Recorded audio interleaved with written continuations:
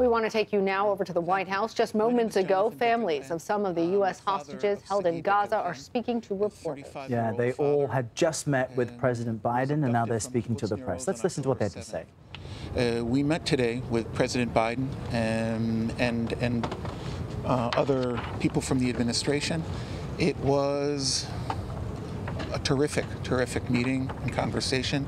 I think we all came away feeling that as families of hostages, of American-Israeli hostages, which are 8 out of a total of 138 hostages, we felt that, and we felt before, and we were only reinforced in seeing and believing that we could have no better friend in Washington or in the White House than President Biden himself and his administration.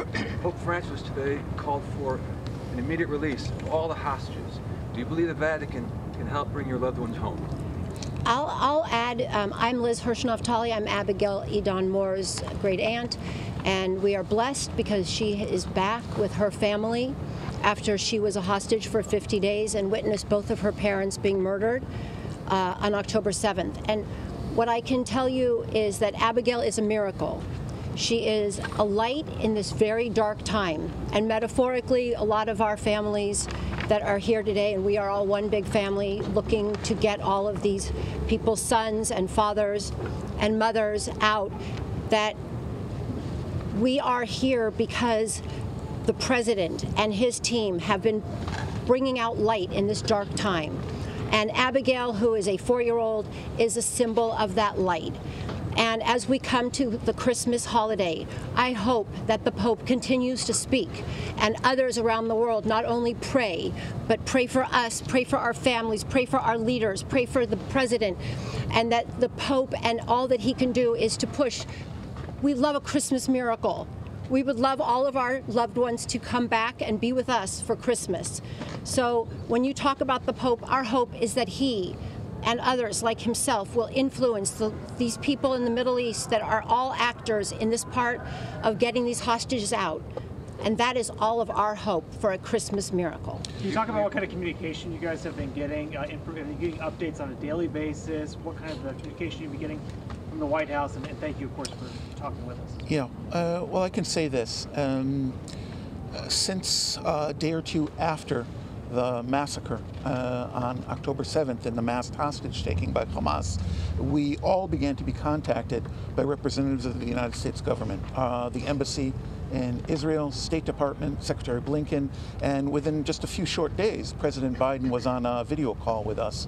And since that time, we've been in frequent and very transparent contact with administration officials, and we've also really benefited, I think, and most importantly, our sons, daughters, fathers, sisters, brothers, mothers have also really seen how, in a very divided time, members of Congress, members of the Senate, from wall to wall, have shown solidarity with us. For those of you still waiting word on your loved ones and their release, was the president able to share anything about their condition, about where they are? Yeah, we're going to keep the content of the conversation private. It was a private meeting between representatives of the 8 families still, and a 9th family, or 2 other families whose loved ones have been released already. But we are going to keep the private conversations private. Sir, obviously the world witnessed the great miracle, as you indicated, when some of the hostages were freed as a function of the temporary ceasefire. What specifically are you requesting of the U.S. going forward to secure the release of your loved ones? And as it relates to the desire for another ceasefire right now, is there any more information that you learned about the potential that could happen anytime soon?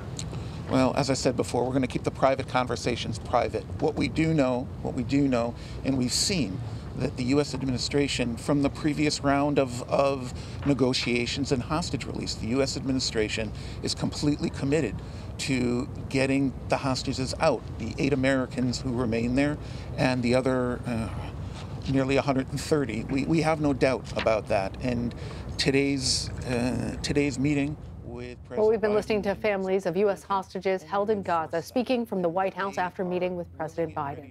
They stressed that the Biden administration has been in frequent contact with them about their loved ones.